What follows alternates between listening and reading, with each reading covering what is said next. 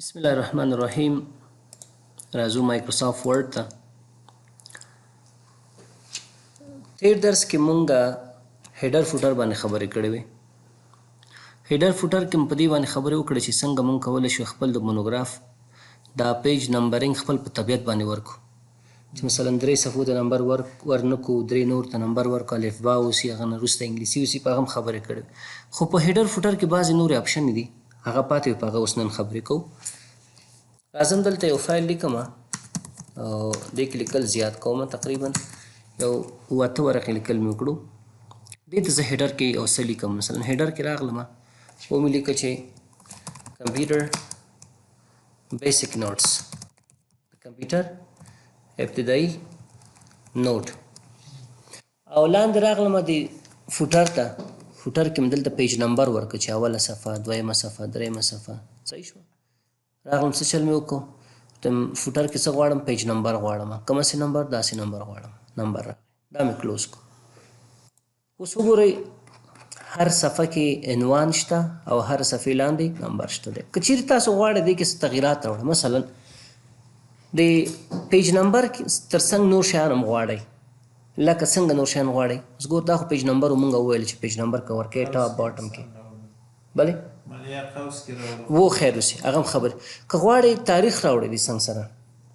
صحیح ده، ساعت او تاریخ هم اوسي. نو اول زه څه کوم، دا پیج نمبر غواړم لیفټ طرف ته ایسم، ځکه چې اوس باید لږ زر فاصله ولري. کنټرول ال مې کلیک کړه، دا مې لیفټ ته یوړ، ټاپ باندې مې کلیک کړه، ټاپ فاصله مې ورکړه، ورته وایم دغه ځای کې ماته تاریخ پکار ده. دې ځای کې راځم څه کوم، دلته ډیټ اینډ ټایم انتخاب کوم فارمټ کې ډیټ اینډ ټایم غواړئ، دغه تاریخ غواړئ، عیسوي تاریخ دی، ځکه دلته جورجین انتخاب شوی دی. ګورئ، او که چیرې تاسو هجري انتخاب کوئ، هجري راځي ته ګوره. او که چیرې تاسو وایئ چې نه دغه بل تاریخ غواړم، مثلا دا 1400 چې راځي، 1400 تاریخ چې راځي، صحیح ده، ته ته چې هجري غواړم، مثلا هجري کې کم یو غواړئ، وخت لري چې ستا ته نام دا صحیح ده، جورجین صحیح ده، دا مې ورته واغسته. ګور دا شارټ ډیټ فارمټ دی، دا لانګ ډیټ فارمټ دی. لانګ ډیټ په دې معنی چې ورځې، میاشت، دا په لیکلو تاسو ته ښیي. ما دا واغسته، اوکې مې کلیک. اوس وګوره راغی تاریخ رانغی، دا ولې نیم لاندې راغلی، نیم بر راغی، ځکه چې دلته ځای کم دی. نو څه کوم، دلته لږ فاصله کموم. اوس ګوره بېرته بره لاړه، دا ټپ مې زیات استعمال کړو، نو تاریخ راغی. که ته وایې چې یاره نه تاریخ زما نه دی پکار، دا ډیلیټ کوم. ډیلیټ که څه شي دی پکار دی، راځه ډاکومنټ انفارمیشن، د لیکوال نوم غواړئ، فایل پراپرټیز په باره کې څه معلومات غواړئ، کومنټ چا لیکل هغه غواړئ، تیزي ناټ کولی شي تاسو. کویک پارټ کې همداسې اټو ټیکس په باره کې معلومات دي موږ سره. ډاکومنټ پراپرټیز ګوره دلته جدا راوستي، دلته هم راوستي دي، فیلډ هلته هم شته، دلته هم شته. دا ډاکومنټ پراپرټیز او دا معلومات ګورئ، دا ټول موږ انزرټ کې بیا لولو هلته، خیر دلته موږ ته راځي. دې ته راشئ، دلته وګورئ، دا دی اټو ټیکس او ډاکومنټ پراپرټیز او فیلډ جدا موضوع ده. خو که چیرې هیډر فوټر کې تاسو ته دې ځینې معلومات پکاري، کولی شي اټ کې. یو کس وایي زه تصویر راوړم، تصویر راوړی و، د چی شي تصویر راوړی، راځه پکچر باندې کلیک کړه. پکچر کوم ځای کې تا سره دی، هر ځای کې چې تصویر، مثلا دا تصویر دی، کلیک هغه تصویر راغی. تصویر غټ دی، سایز وړکی کوړی، ښه یې وړکی کوي. هر یو صفحه کې زه غواړم دا تصویر راشي. اوس وګوره هر یو صفحه کې دا تصویر راغلی که نه راغلی، یو سټایل غونډی که نه، سټایل په شکل باندې نه دی خوښ دی، نه دی پاکې کړه، ډیلیټ یې کړه. بل هیډر فوټر کې که چېرې ته غواړې آنلاین پکچر راوړې، آنلاین پکچر هم موږ لوستی و. دلته ګوره زه فوټر کې یم که نه، ګو ټو هیډر باندې کلیک کړه، تا هیډر ته وړي. ګوره په ځای دی چې داسې ته خپله صفحې ښکته پورته لاړ شي، دې ځای نه کولی شي. اوس هیډر کې یم، ګو ټو فوټر، دا فاله کېږي، ځکه اوس فوټر کې نه یم، نو ځکه دا نه فاله کېږي. په دې چې کلیک کړي نو اوس چې فوټر ته راغلم، بیا دا فاله کېږي. پریویس نیکسټ خو ما تاسو ته ویل، که چیرې تاسو غواړئ چې څو مختلف هیډر فوټر تاسو استعمال کړي د سیکشن په واسطه باندې، هغه ځینه ښکته پورته تللی شي. موږ سیکشن په باره کې ډېر درس کې خبرې کړې چې څنګه مختلف سیکشن اچولی شو. یو سیکشن کې مثلا فوټر کې ما نمبر اچولی، بل کې مې نه ده اچولی، بل کې مې الفبا اچولی. که غواړې ښکته پورته لاړ شي، دی بند شي. لینک ټو پریویس ولې کار نه کوي، څنګه کار نه کوي؟ ما تاسو ته ویل چې سیکشن نه لرو، دا هغه وخت کار کوي چې کله سیکشن واچوي. لکه څنګه سیکشن، ګوره ما تاسو ته وویل که نه، زه غواړم چې دا جدا شي، هغه جدا شي، دا ټول اوس یو سیکشن دی، ټول لیکل یو سیکشن دی. نو راځم لیاوټ ته، لیاوټ ته چې راغلم، دلته بریک ته راغلم، بریک کې مې ورته ویل کنټینیو. اوس دا یو سیکشن شو او دا بل جدا سیکشن شو. اوس که ته غواړې چې دا هیډر فوټر دی بل سره متفاوته اوسي، هغه اپشن باندې کار کوي. دا اوس هغه اپشن خپله فاله کېږي. ګورئ څنګه فاله کېږي، دا اوله صفحه ده که نه، د دویمه صفحه باندې ډبل کلیک وکړه، فوټر یا هیډر فرق نه کوي، هغه اپشن فعاله شو. ولې فعاله شو؟ ځکه موږ مختلف سیکشن اچولی دی. نو دې دپاره دا موږ استعمالو. بل لیکلی دي ډفرنٹ فرست پیج. ګورئ اوله صفحه او دا نورې صفحې ټولې زما یو شی دي که نه. که ته وایي چې دا اوله صفحه د زما د نورو صفحو سره هیډر او فوټر څه متفاوت دی، دې باندې کلک وکړه. اوس ګوره اوله صفحه کې هیډر شته دی، نورو کې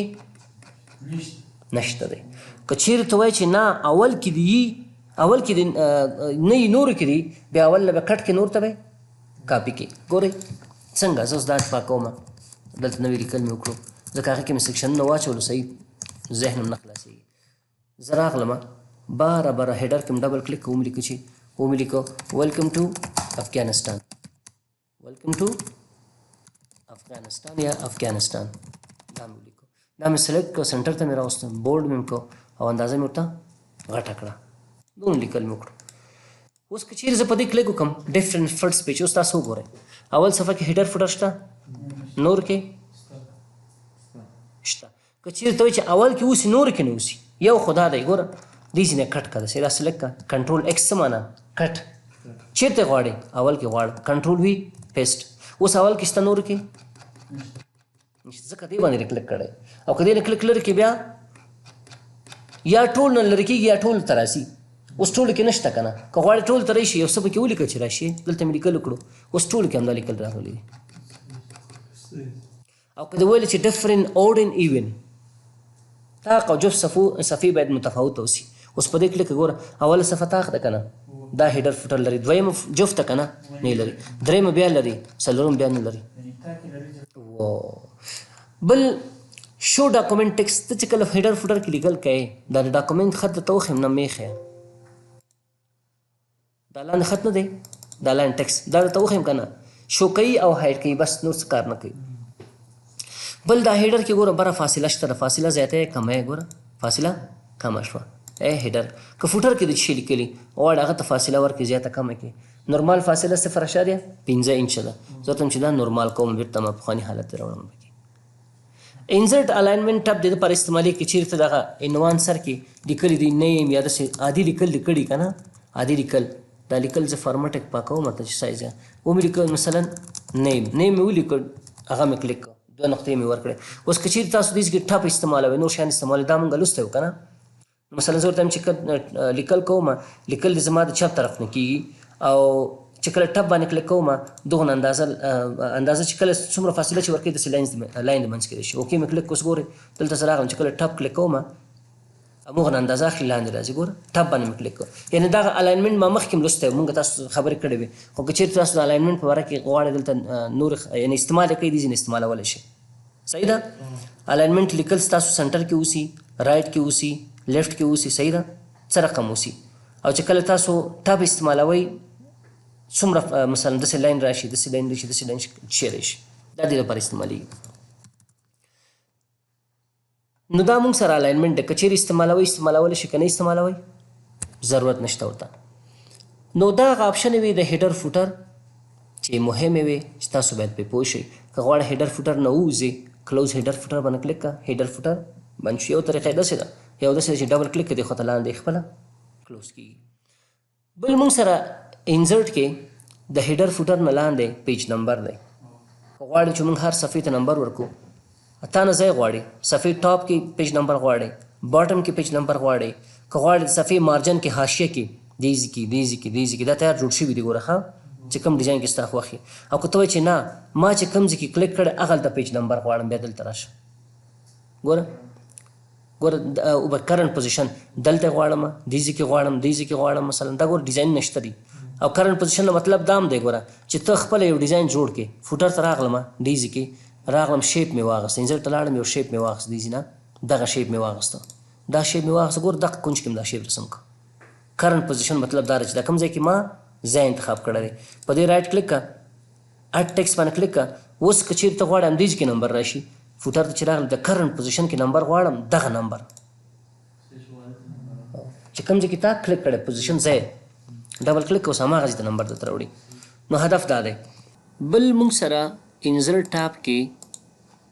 په پیج نمبر کې فارمټ پیج نمبر دی. فارمټ پیج نمبر څه کار کوي؟ ګورئ زه راځم دلته باټم آف پیج اخلم او په دې کې دغه فارمټ د پیج نمبر اخلم. دا مې چې انتخاب کو اوس تاسو وګورئ زمونږ نمبر 1 2 3 انګلیسي نمبر یې اخیستی دی. که چیرې تاسو غواړئ چې د ده په ځای باندې الفبا راشي یا دا نمبر تاسو د یو په ځای د 5 نه شروع کوئ نو دې دپاره به تاسو بیا راځئ یا هیډر فوټر ته داسې نه هم کولی شي چې پیج نمبر ته راشي فارمټ پیج نمبر انتخاب کړه او انزرټ ټیب نه هم کولی شي فرق نه کوي دواړه یو شی دي. نو زه راځم انزرټ ته راغلم پیج نمبر ته فارمټ پیج نمبر مې انتخاب کو زه ورته یم چې یاره زه غواړم د 1 2 3 په ځای باندې الفبا ماته راشي. اوکې کلک یې تاسو څو ګورئ الف ب ت په دغه شکل باندې مونږ ته الفبا نمبر راغلی دی. او که چیرې تاسو وایئ چې نه دا زما نه دی پکار راځئ پیج نمبر ته فارمټ پیج نمبر ته چې راغلی ورته ما ته 1 2 3 پکار دی خو شروع د څو نه کېږي د شپږو نه کېږي ځکه 5 پورې پیج نمبر چې دی یا پیجونه چې دي زما بل فایل کې دي هغه زه هلته جدا پرنټ کوم دا جدا پرنټ کوم نو دلته نمبر د شپږو نه راشي. اوکې باندې کلیک وکړئ تاسو وګورئ ستاسو اوله صفحه نمبر د څو نه شروع شوی د شپږو نه شروع شوی او د هغه په دوام باندې 7 8 9 دا به هم پرنټ کړي هغه بل فایل به هم پرنټ کړي چې په هغه کې ستاسو د 5 پورې نمبري او دواړه به یو ځای استپلر کړي نو ستاسو هغه سلسله د ورقو به څه شي منظم بشي یو نه 5 پورې هلته ده شپږو نه 10 پورې دلته ده. نو په دغه شکل تاسو کولی شئ چې خپل د پیج دپاره چې کوم نمبر تاسو انتخاب کړی هغه فارمټ کړئ. اوس که چیرې تاسو غواړئ چې دا پیج نمبر مکمل ختم شي دې دپاره به راشي بیا پیج نمبر ته او ریموو پیج نمبر باندې به کلیک وکړئ. تاسو وګورئ کله چې تاسو ریموو پیج نمبر باندې کلیک کړئ زموږ پیج نمبر څه شو مکمل ختم شو. بل موږ سره ټیکسټ باکس دی. ټیکسټ باکس ګوره دې کې تیار لیکل مشتری موږ سره که غواړې مثلا دا ټیکسټ باکس استعمال کړي ډاکومنټ کې دا ډیزاین استعمال کړي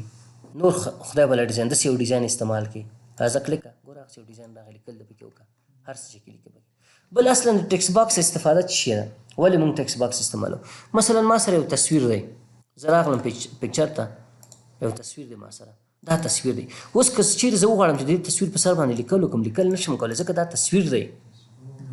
نو که چیرې ته غواړې دغلته لاندې دې ځای کې لیکل وشي بیا داسې ځایونو ته به موږ ټیکسټ باکس استعمالو. راځه انزرټ ته چې راغلی ټیکسټ باکس راشي ورته ډرا ټیکسټ باکس کوم ځای کې دغه ځای کې لیکل کول غواړم ښه څه شی لیکي ورته لیکم ورته یم چې وروره ګران افغانستان مې ورته ولیکو دا مې سلیکټ کړو کنټرول ای مرکز ته مې راوړ بورډ مې که اندازه مې د کیبورډ نه غټه کړه ورته دا لاین شیان هم لرې کول غواړئ په دې ډبل کلیک وکړئ چې ډبل کلیک کوم که یو ټاپ پیدا کېږي په نوم د شیپ فارمټ را به شي شیپ فل نو فل ورته انتخاب کړئ شیپ آوټلاین نو آوټلاین ورته انتخاب کړئ. اوس وګوره فکر کوئ چې دا لیکل په تصویر باندې د مخکې نه شوي وو اوس نه دي شوي. اوس وګورئ ټیکسټ باکس موږ دې دپاره استعمالو یا داسې یو ځای کې چې ته لیکل نه شي کولی ګوره زه چې هلته لیکل وکړم اندازه د لیکلو معلومه ده چې دې ځای نه بره لیکل نشته ضرورت نشته چې وایي که دې خوا ته نشته دې خوا ته نشته. اوس که په داسې حالات کې ته غواړې چې لیکل وکړې دې کونجونو کې دې دپاره ته کولی شي ټیکسټ باکس نه استفاده وکړې هلته راشه ټیکسټ باکس ته راغلم ډرا ټیکسټ باکس مې کلیک کړو ورته یم وروره ما ته دقه ځای کې لیکل پکار دي ښه لیکل دې پکار دی او لیکل څه کوې په دې رایټ کلیک کړه ایډیټ ټیکسټ باندې مې کلیک کړو هماغه لیکل چې ما مخکې کړي وو راځم لیکم چې افغانستان ته ښه راغلاست ورته یم دا مې ورته ولیکو دا مې سلیکټ کړو بورډ مې کړو او اندازه مې ورته غټه کړه خو زه ورته یم چې دا اوس لیکل خو بې فایدې دي دا لیکل زه غواړم بر نه لاندې خوا ته داسې راشي. دلته وګوره یو کمانډ کله چې تاسو د شیفټ ټیکسټ باکس واخلئ ولیکئ په دې ډبل کلیک وکړئ دغه ټاپ پیدا کېږي شیپ فارمټ ټاپ دې ټاپ کې ګوره موږ سره یو کمانډ دی په نوم د ټیکسټ الاین ډایرکشن څه شی په دې کلیک کړه لیکل څه رقم غواړئ په دې شکل غواړئ که په دې شکل زه په دې شکل غواړم افغانستان ته اوس ورته چې دا آوټلاین هم ته لرې کړه نو آوټلاین فلم لرې کړه نو فل اوس داسې معلومیږي لکه چې دا لکه اندازه یې زه غټوم ورته کنټرول ای مې کړه اندازه مې ورته غټه کړه کنټرول ای مرکز ته مې راوست فکر کوه چې دا ښه منظم سټنډرډ شکل باندې لیکل شوي اوس وګوره په داسې ځای کې که چېرې ته غواړې لیکل وکړې چېرته لیکل نه کېږي بیا موږ د هغه دپاره شیپ استعمالوو ټیکسټ باکس استعمالوو بخښئ شیپ نه ټیکسټ باکس شیپ هم استعمالولی شي شیپ څنګه استعمالیږي وګورئ هماغه یوه قیصه ده راځه انزرټ ته ګوره شیپ ته راغلم زه ته چېرې دا شیپ ماته پکار دی ښه کوم ځای کې ته پکار دی دې ځای کې او دې ځای کې درته پکار دی اول لاړ شي شیپ آوټلاین هم لرې کړه او شیپ فلم لرې کړه او د هغه نه وروسته په دې رایټ کلیک کړه اټ ټیکسټ باندې کلیک هماغه قیصه ده یو شی تفاوت نه لري صحیح شو دا ټیکسټ باکس خو ټیکسټ باکس ډېر زیات استعمالیږي ډېر زیات استعمالیږي انزرټ ته راغلم بل مونږ سره څه شی دی دې خوا ته دغه کمانډ دی دا په نوم د ډراپ کیپ یادېږي ډراپ کیپ که بعضې انګلیسي اخبارونه تاسو کتلی اوسي څه رقم کوي مثلا دونه لیکلي کړي دي دونه لیکل ما کړي دې ځای کې دغه یو دغه دا لغت نه دی دا ورډ دا غاټې سایز یې داسې دغسې شکل باندې که چیرې تاسو غواړئ یو حرف یو بل شي داسې ډیزاین ورته ورکړئ دې دپاره موږ ډراپ کیپ استعمالوو لکه څنګه راغلم لیکل مې بیا د سر نه دا مې اندازه ورته کمه کړه لیکل مې د سر نه ولیکلو یو پاراګراف لیکل مې وکړو اوس دې کې زه غواړم دغه وي نه دی دا سایز یې غټ کړمه 2-3 لاینو کې تکرار شي 2-3 لاینو کې تکرار شي راځم چېرته انزر ته چې راغلی ګوره دا ډراپ کیپ فعاله شو مخکې کار نه چې شی سلیکټ نه کړي دا کار نه کوي چې لغت سلیکټ کړي بیا خپله منظم کار کوي دلته راځه په دې شکل ډراپ کیپ غواړئ ویني که په دې شکل غواړئ که نه ته خپله لاینونه ورته ذکر کوئ دلته راشه زه ورته یم چې یاره دا شکل ما انتخاب اوس ګوره څو لاینې کې تکرار کړی دی 3 په دې کلیک ورته دا 3 لاینې کې نه غواړم ډراپ کیپ آپشن ته چې راغلی ورته وروره لاین ټو ډراپ 2 لاینو کې دې تکرار شي اوس 2 لاینو کې تکرار شو که فاصله غواړئ زیاته کړي خط او دې په منځ کې ډراپ کیپ دلته چې راغلی دیز ده ډراپ کیپ آپشن ته راشه ورته ډسټنس فرام ټیکسټ څومره فاصله غواړئ دونه فاصله ورکړئ که نه ورکړئ دا زیاتره وخت کوم ځای کې استعمالیږي لکه زه یو جمله لیکم هغه جمله کې هغه لغت ډېر زیات تکراریږي مثلا ومې لیکه چې what is دا لیکل به لږ زر بیخي ساده کړمه what is computer and what for we use کمپیوټر چې شي او د څه لپاره موږ استعمالوو اوس ما دونه لیکل وکړو که نه دونه دا لیکل مې کاپي کړو دلته راغلم پیسټ مې کړو دلته مې پیسټ کړو دلته مې پیسټ کړو زه اوس غواړم دغه ډبلیو چې دی په دې 4 لاینو کې څه شي خپله تکرار شي دا سلیکټ کړه راځه ډراپ کیپ دلته چې راغلی ډراپ کیپ باندې کلیک ورته زه غواړم داسې سټایل کې خو لاین ټو ډراپ څه اوسي 3 4 اوکې کلیک کړه په 4 لاینو کې تکرار شي که نه what is computer دوباره لیکل ته ضرورت نشته زیاتره وخت دا اخبارونو کې د سټایل لپاره استعمالوي سټایل چې کله لیکي د هغه لپاره استعمالوي بل موږ سره د ټیکسټ د ډیزاین لپاره ورډ آرټ دی که چیرې ته مثلا لیکلی دی افغانستان او د افغانستان غواړې سټایل کې راشي سټایل کې راشي د افغانستان انتخاب ورته دا زه غواړم داسې ډیزاین کې راوړم داسې کم ډیزاین دا مخکې موږ لوستی وو هوم ټاپ شته په دې کلیک کړه هماغه ډیزاین کې لیکل موږ ته څه کوي راوړي که غواړې دا لاندې راشي د بر لاین ته راځه د یوه لاین باندې کلیک کړه انټر ووایه انټر چې کلیک کړه دا بره بوځه دا چې بره بوتو یو بل انټر هم کلیک کړه یو بل انټر هم کلیک کړه دا بیخي لاندې راشي صحیح شوه که غواړې سنټر ته راوړې سنټر ته راوستی هم شي داسې نو ډراپ کې موږ دې دپاره استعمالوو ورسره بل موږ سره چې دی هغه فیلډ هغه دی پکې موږ سره څه ورته وایي کویک پارټ دی کویک پارټ کې ډېر اپشن دي اول آټو ټیکسټ دی آټو ټیکسټ دی دپاره استعمالوو ګوره زه دلته لیکم مساوي آر ان ډي دا لیکل ماته راځي تاسو وایئ یاره استاد دا څنګه زه دغه دا لیکم زه غواړم خپل نوم ولیکم دا لیکل ماته راشي یو مثال ځان سره جوړوم دا سلیکټ کړه چې سلیکټ هم که راځئ آټو ټیکسټ ته آټو ټیکسټ ته چې راغله دلته څه ګورئ دی باندې به کلیک وکړئ سیف سلیکشن ټو آټو ټیکسټ ګیلري په دې چې کلیک وکړو د څه په نامه باندې سیف کړئ زه ورته یم چې دا د اسلام په نامه سیف کوم دا په آټو ټیکسټ کې سیف کړئ په ایکویشن کې فوټر هیډر کې نه ورته آټو ټیکسټ مربوط کېږي آټو ټیکسټ کې سیف کوم هر ځای کې جنرل کیټګري کې سیف کړئ ورته یم ډسکرپشن کې چې لیکي نه نورمال ډاکومنټ کې دا سیف شي که نه بلډینګ بلاک ورته نورمال شکل باندې فقط اوکې کلیک اوکې چې کله کلیک وکړو اوس ګوره څه په ځای د دې چې ولیکم مساوي آر ان ډي څه کوم راځم لیکم ورته مې اسلام انټر کلیک کوم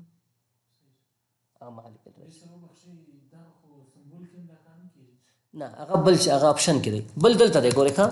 دلته دونه لیکل ما وکړو که نه دې ته مې ډیزاین ورکړو راغلم دا مې بورډ کو او رنګ مې ورته ورکړو راشي فایل ته چې راغلی سمبول کې کېږي خو هغه ټیکسټ بیا لږ اندازه یې کمی آپشن ته چې راغلی دلته وګورئ موږ سره یو آپشن دی په نوم د پروفینګ ته چې راغلی آټو کریکټ آپشن دی آټو کریکټ ته چې راغلی دې کې څه نوم ورته ورکړی زه ورته دا د چا په نامه باندې د خان په نامه سیف کوم آټ باندې مې کلیک وکړو اوکې مې کلیک اوکې اوس لیکل مې نشته که نه ساده لیکل دي که نه خو چې کله زه ولیکم خان انټر کلیک کړم هغسې لیکل ماته راوړي هغه ځینه هم کېږي او دې ځینه هم کېږي سمبول لپاره بیا ته شارټکټ کې هم ورکولی شي ښه بیا هغه باره کې مونږ خبرې کوو انشاءالله سمبول دلته راځي دغه دی صحیح شوه هغه باره کې خبرې کوو مور سمبول ته چلی شي دې کې بیا وایي دا ګوره هماغه اټو کریکټ دلته یو شی دواړه دا ګوره هماغه اټو کریکټ یو شی دی نو دا موږ سره شي اټو ټیکس دا ګوره هغه دلته صفر شوی دی نو که چېرته به دا غواړې ډیلیټ کې په همدې باندې کلیک وکړه د همدې کوم ځای چې انتخاب جوړ کړی دی په دې چې کلیک که انزرټ کوې که فوټر هیډر کې استعمالوې فوټر کې استعمال هغه د خپل کار دی او که غواړې چې ډیلیټ کې ارګنایزینګ ډیلیټ ته راشي چې راغلی دغه د اسلام په نامه ثبت دی ورته دا ولېږه کوټې سنګي ته ډیلیټ کړه یس انتخاب کړه خبره خلاصه شو اوس چې ذکر اسلام لیکم اسلام نه پیژنو اسلام څوک دی نه پیژنو که خان ولیکم ورته خان ولیکم دا پیژنو دا شته که دا د غوښتله ډیلیټ کې دلته به راشي فایل ته آپشن ته به راشي پروفینګ ته به راشي اټو کریکټ ته به راشي د چیش په نامو خان په نامو خان سلیکټ که دغه دی بلکل دا دی دا ډیلیټ کا اوس خان هم نه پیژني اوس راځي خان ولیکئ نه پیژني نو دا مونږ سره ده بل دغه نه لاندې ډاکومنټ پراپرټیز د ګوره زه یو فایل لیکم دا فایل مې جوړ کړ دا مې سیف کړ چېرته ډیسکټاپ کې مې سیف کړ ډیسکټاپ کې مې د ولی په نامه سیف کړ خو د دې پراپرټیز ته راغلم فایل ته لږ معلومات مې ولیکه انفو ته راغلم دې کې مې ولیکه د دې کومنټ کې مې ولیکه چې کمپیوټر نوټس صحیح شوه دا مې ولیکه ټایټل مې ورته ولیکه بیسکس آف کمپیوټر دا مې ورته ولیکه ټیکس کې مې ورته ولیکه آی ټي دا مې سیف کړ سیف باندې مې کلیک کړ اوس تا یو فایل خلاص کړی مثلا دا فایل ته خلاص کړی د دې فایل معلومات تاته پکار دي چې دې پکار دي دلته چې راغلی ورته ډاکومنټ پراپرټیز کې ما ته کومنټ پکار چا دی کې کومنټ لیکلی वो computer notes पर मैंने कमेंट लिखा है دا کم کټګوري کې راځي دا نوټس دلته راشه دلته چې راغلی دیز دا کوم کټګوري ماته وښیه وایي دا د کټګوري چې و د کټګوري موږ انتخاب کړی و که نه ونه پرېږدم هغه ته راځم ورته یم څه چلو که کټګوري اتر نوم خو اسلام د یوزر نوم راوړي کومنټس هم لیکلی وغیره راوسته که نه ورته یم چې اتر د څوک دی لیکوال اسلام د ما د یوزر نوم اخلي چې کوم معلومات تا هلته اډ کړي هغه معلومات اټومیټیکلي تا ته دلته ښیي خو مهم شی چې دی هغه فیلډ دی او فیلډ کې بیا زه دغه فارمولې استعمالوم دا نور دونه په درد نه خوري ما فارمولې چې څه لپاره استعمالوم زه دلته راغلم یو ټیبل مې رسم کو ومې لیکه چې سیریل نمبر صحیح شوه ومې لیکه چې امپلای نیم کارمن نوم پوسټ او سیلري دا کالم مې لږ زره وډکه که دونه صحیح شوه نوم مې ورته لږ زره دغه مې وغه کو سیلري مې دونه پرېښوده ومې لیکه 1 2 3 او ما سره 4-5 نفر دي 4-5 دلته راغلم ومې لیکه ټوټل ما سره اسلام دی خان دی سلام دی او بل مونږ سره وحید دی او اجمل دی دا کسان دي ما سره دا ټول دا چې دی ډاکټر دی دا انجینیر دی او دا چې دی آی ټي آفیسر دی دا کیشیر دی مونږ سره او دا جنرل مینیجر دی د دې معاش دی 1000 روپۍ دی د دې 2000 دی د دې 3000 او د دې 4000 او د دې 5000 اوس ټوټل تا ته پکار دی غواړې معاش ټوټل معلوم کړي دلته ورډ پروګرام کې یو خو ایکسل دی ایکسل کې خو کېږي ورډ کې معلوموئ راځئ انزرټ ته چې راغلی دلته چې راغلی فلټر راشي فلټر چې راغلی فارموله باندې کلیک خپله کمپیوټر خپله وایي مساوي سم اباف مساوي چې کله ته فارموله او فنکشن استعمالوي هغې کې اولین شرط دا دی چې ته باید مساوي علامه لیکي نو بل دا دی چې د فنکشن نوم به لیکئ موږ غواړو جمع کړو دا که نه فنکشن نوم ولیکو سم چې دی هغه فنکشن چې موږ ته لیکل جمع کوي او 2 قوس دی او په قوس کې هم لیکلي دي چې دغه بره عادات چې دي دا ماته جمع کړه د فارمولې دپاره ګوره موږ شرط لرو وین ورډ ته راغلمه چې کله موږ په ایکسل پروګرام کې ورډ پروګرام کې یا ایکسل پروګرام کې فارموله استعمالو دغه دپاره شرط څه دی دغه دپاره شرط دا دی چې اول باید ایکوال علامه ولري دویم دا دی چې فنکشن نیم باید زمونږ فنکشن ولري بل دا دی چې اوپننګ او کلوزنګ بریکټس ولري که دا کم وسي فنکشنه کار نه کوي دلته اوس وګورئ هماغه شی دی که نه چې کله زه دا وغواړم دا عدد جمع کړم راغلم دې ځای کې دلته راغلم فیلډ باندې مې کلیک کړو فارموله باندې مې کلیک کړو اوله مساوي علامه خپله لیکلې ده بیا فارمولې د فنکشن نوم لیکلی جمع دی او 2 قوس یې ورکړي قوس کې لیکلي چې بر عدد ماته جمع کړه نو اوکې کلیک ماته وایي چې ټول څومره کېږي 15 درکېږي که چیرې ته غواړې چې نه دا معلوم کړي چې جګ معاش څو دی د کسانو کې دا پاک یو بل کې مساوي میکس قوس کې به ته ولیکې اباف میکزیمم مینیمم میکزیمم زیات مینیمم کم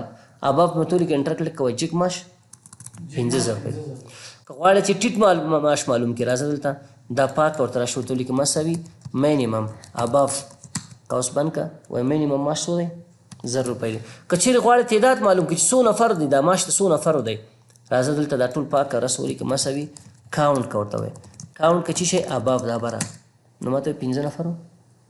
معاش دی پکې که چیرې غواړې فیصدي معلومه کړي مثلا د څه رقم فیصدي اوریج معلومه په اوسط ډول د کارمندانو معاش ماته معلوم کړه چې څومره معاش کېږي چې زه ورته ورکوم اوریج اباف ورته ولیکې قوس بند که اوسط ډول 3000 روپۍ کېږي ټول اخلي جمع کوي تقسیم په تعداد کې 15,000 روپۍ دي که نه 15 تقسیم په 15 3000 روپۍ که چیرې ته غواړې چې هغه وکړې فیصدي معلومه کړي مثلا دلته راغلم فلټ فارمولې ته راغلم ته غواړې چې زه مثلا یو چا سره په کمیشن باندې کار کوم یو مثلا مکتب دی یا کورس دی یا پوهنتون درس و مثلا په استادي کوم درس ورکوم دغه شاګردانو ثبت نام کړی ما سره 15,000 روپۍ ثبت نام دی زما پکې 40% معاش کېږي زه غواړم خپل حق معلوم کړم 15,000 روپۍ کې زما 40% څو کېږي مساوي سم به ورته ولیکې اباف او بیا به ورته ولیکې ضرب که په 40 کې تقسیم که په 100 باندې نو وایي 40% ستا 6,000 روپۍ کېږي صحیح شوه که په همدې شکل باندې نوره فیصدي د زیاتوله کموله کولی شي که چیرې تا پیشکي پیسې اخیستي مثلا دلته راغلی یو خو دا وکړو فیصدي د خپله معلومه کړه 40% ستا شوې صحیح شوه 1000 روپۍ د پیشکي اخیستې دي نو 6,000 چې 1000 لاړ شي څو پاتې کېږي 15,000 روپۍ په دغه شکل باندې تاسو کولی شئ مختلف فارمولې په ورډ پروګرام کې استعمال کړئ بیا دا له خیره سره تاسو په ایکسل کې په تفصیل سره لولئ انشاءالله دا و د نن ورځې درس